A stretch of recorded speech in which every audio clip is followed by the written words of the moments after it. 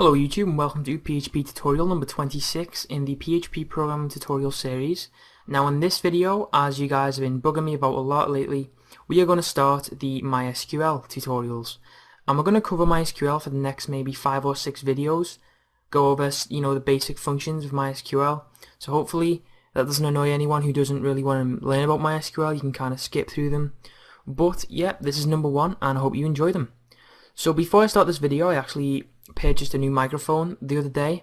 I was talking to my friend Brenny and he recommended this Blue Snowball microphone, and it's actually really good. The quality is fantastic, so thanks to my friend Brenny, all the videos will now be in high definition. So I'll actually link his channel in the description. He's a really cool guy. He makes Minecraft videos, so go to his channel, pay him a visit, leave a comment and subscribe, whatever.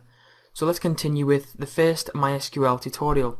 So MySQL, SQL stands for Structured Query Language, and MySQL is a relational database management system, and that just sounds like a bunch of jumbo words just put together.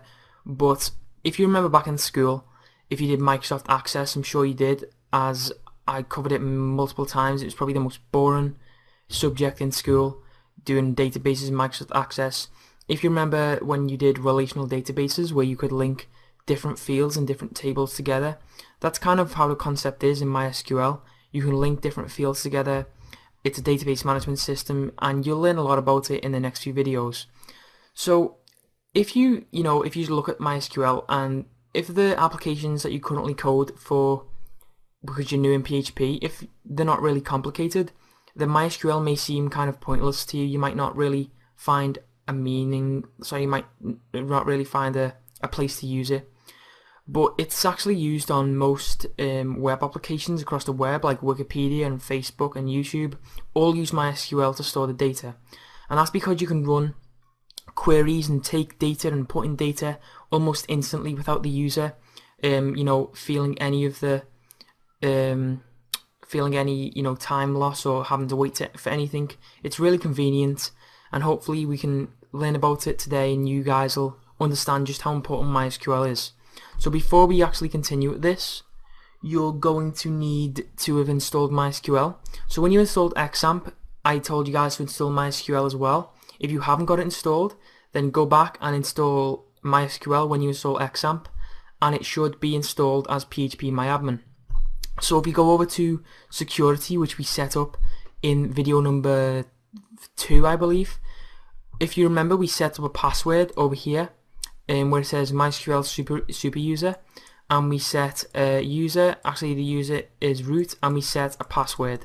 So if you don't remember your password, I think you probably have to reinstall XAMPP, but hopefully you remember your password. Mine was simply password, and we can continue. So you need to head over to localhost, and if you see down here in tools, you'll see PHP-MyAdmin. Now just click on that. Now PHP-MyAdmin is the web-based control panel for MySQL, so we can log in now, put password, and you'll be presented with this screen. It might look kind of confusing to you at first. There's a lot of things going on over here and over here, but don't worry, it will all become you'll be able to get used to using this quite soon. So the first thing that you'll see is on the left, you'll see a bunch of tables here. This is where our tables will be held. And you'll see all these random tables. If you have XAMPP, it might be different for WAMP and other Apache installations, but for XAMPP you'll see these tables. Now they don't mean anything to you. You don't need to delete or modify any of them. These tables are just for some different applications on XAMPP. So cdcall, for example, they're all used for applications. I would not suggest deleting any of them. Just kind of forget that they exist. Modifying some of them may impair your XAMPP and you may have to reinstall it, so just leave them as they are. So this on the right, you can see the basic control panel for MySQL, and we can actually run queries here or manually do things on the control panel without actually doing any PHP code. So we have here SQL. We can run SQL queries on here without doing it in PHP. But we're not going to be doing that today, and we're going to do that through PHP in the next tutorial. So what we're going to do is head over to here where it says databases, click on that. I'm going to create our very first database. Now let's just say that we run a forum, and each user needs to have an account. So we'll just call this accounts and hit create. And it says database accounts has been created. And if you look over here on the left, you'll see accounts up here on your databases. Click there. And what you can now do is create a table inside of this database. So our first table, it's going to be users. And here we need to specify the number of columns. So let's just try and think about this, how many columns we're going to need in our database. Let's just open up Notepad. We'll have Notepad++. Okay, so the first column we're going to need is ID. And that's because each user is going to need a unique ID. And what we can do with MySQL is set a field to just auto increment, and that means it'll go up by 1 each time, and each one will be unique. So that can give each user a unique ID. Next thing, we're going to have the user enter a username, then a password, then we'll have first name and last name, and that's 1, 2, 3, 4, 5. So we're going to have 5 columns in here. So type 5, hit go, and don't worry about making too little or too many, because you can modify the amount of columns. I'll show you how to do that in a moment. So as I said, the first column we're going to need to do is ID, so just type ID. And what we're going to put here as the type, we need to select the data type, and as it's going to be a simple number, just select integer. And if we scroll all the way down here, you will see index. We're going to select index as primary key, and going back to Microsoft Access, you should remember what a primary key is. If you don't, it's the primary key of the table. It will sort by this key by default, but you can change that when you run queries. And the next thing we need to do is select AI. Now what this will do is this will auto increment a value each time. So the first entry we have, we'll just not enter anything for this, and it will go to 1 and then 2 and then 3, and that gives each user a unique ID. So we're not going to select it to be null because it needs to be a value. So the next column we're going to do is, it's going Notepad++, is username. So we'll simply type username, and the value for this, you might think it would be text because username is text, but we're actually going to select it to be varchar, and this allows us to limit the length of the username. But also, if we're using something small like a username, then a varchar is the best way to go, because text takes up more memory, because I think it can hold, I'm not going to give you any specific numbers because I can't actually recall how many characters a text can hold, but it's a lot more than you need for a username. So we'll have username, varchar. The length we're going to select as, let's say 20. Username can be 20 characters long, and that's all we need to do for that. So use column username, type varchar, and length 20. And next one is password, and we're going to do the same for this. We're going to select as varchar 20, and then the next one is first name, so we'll just type first as a varchar 20, and finally we'll just type last for last name, varchar and 20.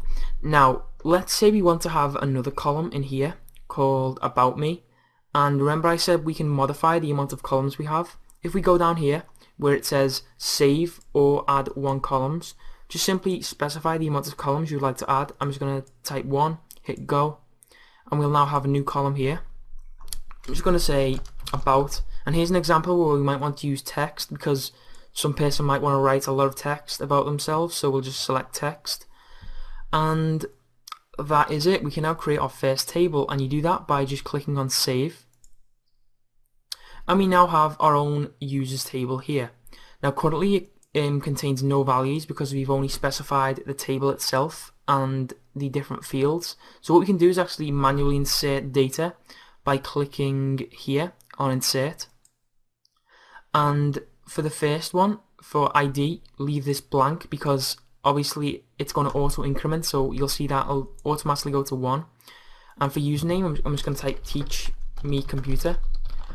Password will be password 123. First name we're going to just type as Chris. Last name Johnson. And about me, I'm not going to waste your time writing a big, autobiography about myself, but I'm just going to type my name is Chris for about. Okay, and if you go down here to go, and you'll see it's now, there's a green tick, so that means it's gone through. It's now inserted each row. So if we go here, and we have our first row, ID 1, teacher computer, password 123, and there we have our first user in our database. Now that's not how we're going to do it each time. I'm going to show you in the next tutorial how to do it through a MySQL query and actually through a PHP page, so you can enter values on a PHP page and insert them into a database. So before I end this video, I'm just going to show you how to, I'm going to show you how to connect to the database first of all, our first little MySQL query. So open up Notepad++, we'll delete this, make our first MySQL query here. So save this as, we're going to go to sorry about that, I'm not at the correct directory. Okay, we're here. So we're going to save this as MySQL.php, and the way we can connect to a database is simply by typing MySQL_connect, and then inside here we need we need 3 parameters. We need to specify 3 things. The first one is the username, and we do that in quotations, or you can use a variable. So username is root, and this will depend on what you specified yours in security. And the second parameter is the password, which is password for me. And then the third one is the, sorry, I've actually done that wrong. Excuse me. The first parameter we need to enter is the host, which is localhost. And this will be same for your cPanel if you have a locally hosted MySQL database, if you're just running off PHP MyAdmin.